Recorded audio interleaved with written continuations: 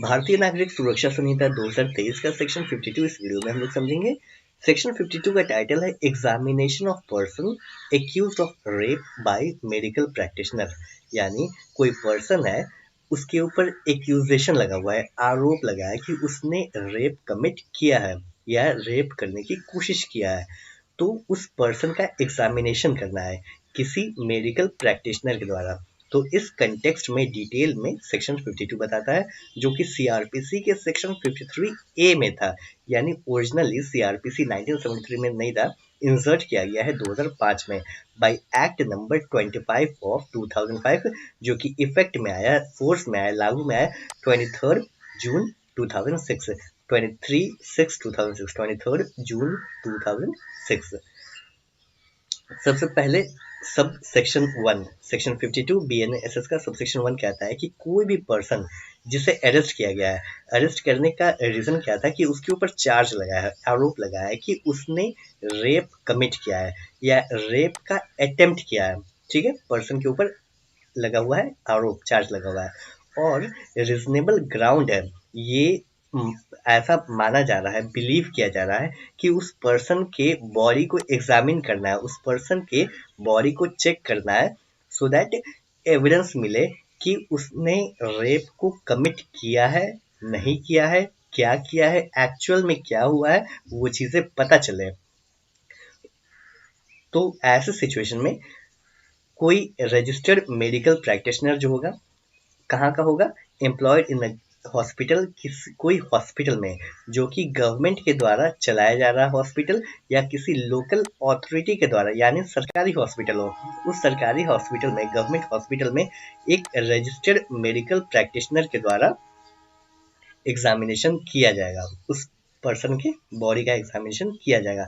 लेकिन अगर मान लेते हैं कि ऐसा हॉस्पिटल नहीं है जो गवर्नमेंट चला रही है या कोई प्राइवेट हॉस्पिटल है, तो ऐसे सिचुएशन में उस प्लेस पर जहां पर in the absence of such a practitioner within the radius of 16 kilometre from the place where the offence has been committed, जिस प्लेस पर ऑफेंस कमिट हुआ है उस प्लेस से 16 किलोमीटर के अंदर में कोई भी रजिस्टर्ड मेडिकल प्रैक्टिशनर के द्वारा, 16 किलोमीटर के अंतर्गत में कोई भी रजिस्टर्ड मेडिकल प्रैक्टिशनर होगा, वेदर वो गवर्नमेंट हो नहीं हो उससे कोई मतलब नहीं है। अगर गवर्नमेंट है तो पहले गवर्नमेंट को प्रायोरिटी दिया जाएगा, गवर्नमेंट हॉस्पिटल वाले के रजिस्टर्ड मेडिकल प्रैक्टिशनर को। लेकिन अगर गवर्नमेंट हॉस्पिटल के रजिस्टर्ड मेडिकल प्रैक्टिशनर नहीं है तो other registered medical practitioner examination कर सकेगा।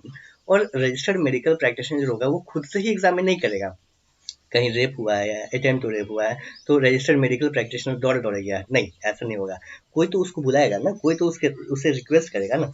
तो रिक्वेस्ट कौन करेगा, रिक्वेस्ट करेगा पुलिस ऑफिसर, कोई भी पुलिस ऑफिसर हो सकता है, किसी भी रैंक का, वो रिक्वेस्ट करेगा कि उसका एग्जामिनेशन करना है। लेकिन सीआरपीसी में थोड़ा सा अंतर था, सीआरपीसी में कहता है कि वो जो पुलिस ऑफिसर जो रिक्वेस्ट करेगा वो सब इंस्पेक्टर रैंक से नीचे का नहीं होना चाहिए, मतलब मिनिमम सब इंस्पेक्टर हो, उससे ऊपर का इंस्पेक्टर हो या कोई भी हो, एसपी हो, डीएसपी हो, कोई भी हो, वो रिक्वेस्ट करेगा, लेकिन सब इंस्पेक्टर से नीचे का रैंक का नहीं होगा। लेकिन बीएनएसएस ये हटा दिया है, बीएनएस कहता है कि कोई भी पुलिस ऑफिसर रहेगा जो रिक्वेस्ट करेगा, कोई भी पुलिस ऑफिसर रिक्वेस्ट कर सकता है।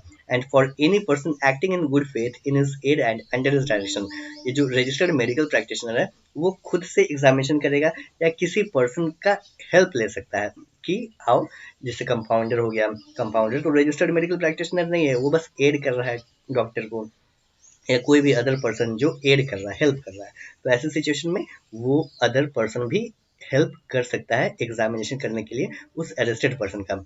और अगर अगला अरेस्टेड पर्सन जो है, जो एक्यूज्ड है, वो अगर नहीं अपना एग्जामिनेशन करा रहा है तो ऐसे सिचुएशन में फोर्स का यूज किया जा सकता है, बल का यूज, उतना फोर्स यूज किया जाएगा जितना रीजनेबल हो, जितना का जरूरत हो। ये नहीं कि अगर उससे उसका हाथ पैर 4 आदमी मिलकर पकड़ लें तो उसका एग्जामिनेशन हो जाएगा, लेकिन इसका मतलब ये नहीं है कि वो फोर्स लगा रहा है तो उसका हाथ पैर मार कर तोड़ दिया जाए, नहीं, ऐसा नहीं है। लेकिन अगर सिचुएशन ऐसा आता है कि गलती से हाथ पैर भी टूट जाता है तो कोई अपराध नहीं होगा, लेकिन ध्यान देना है कि ऐसा कुछ हो ना, बस उतना ही फोर्स का यूज करना है जितना रीजनेबली नेसेसरी हो एग्जामिनेशन करने के लिए। फर्दर सेक्शन 52 सबसेक्शन 2 पर आते हैं हम लोग। वो जो मेडिकल एग्जामिनेशन किया गया है रजिस्टर्ड मेडिकल प्रैक्टिशनर के द्वारा, एग्जामिनेशन करने के बाद वो जो रजिस्टर्ड मेडिकल प्रैक्टिशनर होंगे वो तुरंत बिना किसी प्रकार का डिले किए जितना जल्दी हो सके उतना जल्दी उस पर्सन को एग्जामिन करेगा एंड वो जो रिपोर्ट प्रिपेयर किया गया हो उस रिपोर्ट में कुछ कुछ इंपॉर्टेंट चीजें होना आवश्यक है। अदर चीजें भी होंगे लेकिन कुछ कुछ इंपॉर्टेंट चीजें आवश्यक है जो कि होंगे ये 5 चीजें हैं। पहला, name and address of the accused, जिस पर्सन का एग्जामिनेशन किया जा रहा है उस पर्सन का नेम क्या है और उस पर्सन का एड्रेस क्या है वो लिखना है। End of the person by whom he was brought, और किसके द्वारा लाया गया था उस पर्सन का भी डिटेल लिखना है। यानी जो पुलिस ऑफिसर होंगे उस कौन से पुलिस ऑफिसर हैं, उनका नाम क्या है, उनका रैंक क्या है, डेजिग्नेशन क्या है, किस थाना से वो बिलोंग करते हैं, वो सारी चीजें उस पर्सन का लिखा जाएगा। उसके बाद सेकंड पॉइंट पे लिखा जाएगा the age of the accused. देखिए नाम एड्रेस हो गया, एज हो गया, जो एक्यूज है उसका एज क्या है, नाबालिग है, बालिग है, 18 प्लस है, क्या एज है वो लिखना है। मार्क्स ऑफ इंजरी, किसी भी प्रकार का कोई जख्म का निशान है तो वो लिखना है, अगर है तो, नहीं है तो वो भी मेंशन करना है किसी प्रकार का कोई जख्म नहीं है। उसके बाद चौथा चीज, the description of material taken from the accused. देखिए एग्जामिनेशन करना है तो कुछ तो उसके बॉडी से लिया गया होगा ना, हो सकता है कि उसका नाखून का सैंपल लिया गया हो, सीमेन लिया गया हो, हेयर सैंपल लिया गया हो, कुछ भी लिया गया हो, वो चीजें क्या क्या चीजें ली गई हैं उसका डिस्क्रिप्शन डिटेल में लिखना है। Accused for DNA profiling and other material particulars in reasonable detail.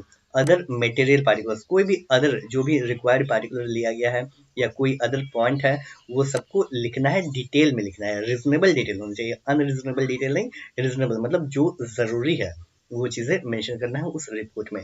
उसके बाद सेक्शन 52 सबसेक्शन 3 कहता है कि जो रिपोर्ट होगा वो रिपोर्ट में प्रिसाइसली हर एक पॉइंट को लिखा होना चाहिए कि वो किसी भी चीज को कंक्लूजन पे आया है।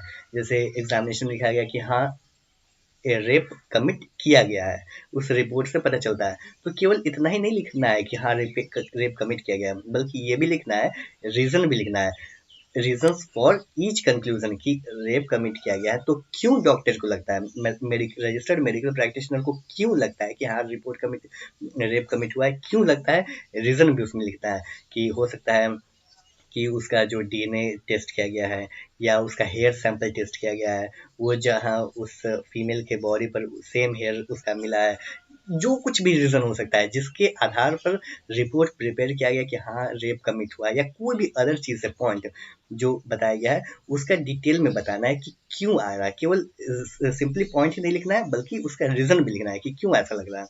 उसके बाद सब सेक्शन 4 कहता है कि एग्जामिनेशन किया गया, कब एग्जामिनेशन चालू किया गया और एग्जामिनेशन कब कंप्लीट हुआ उसका टाइम मेंशन करना है कि 9 बज के फॉर एग्जांपल 9:02 सुबह में AM में स्टार्ट किया गया एग्जामिनेशन और 4 घंटे चला। तो फॉर एग्जांपल मान लेते हैं 9, 10, 11, 12, 1:13 PM दोपहर तक एग्जामिनेशन चला। तो ऐसे करके डिटेल में exact time of commencement and completion लिखना पड़ेगा and also shall also be noted in the report. उस रिपोर्ट में मेंशन करना पड़ेगा कि कितने बजे से कितने बजे तक का एग्जामिनेशन किया गया है। Last subsection 5, section 52 subsection 5, registered medical practitioner के द्वारा जो रिपोर्ट प्रिपेयर किया जाएगा उस रिपोर्ट को बिना किसी देरी के फॉरवर्ड किया जाएगा इन्वेस्टिगेटिंग ऑफिसर को, और वो जो इन्वेस्टिगेटिंग ऑफिसर होगा वो फॉरवर्ड करेगा मजिस्ट्रेट को, और ये मजिस्ट्रेट वो होंगे जो सेक्शन 193 सबसेक्शन 6 क्लॉज ए में मेंशन है।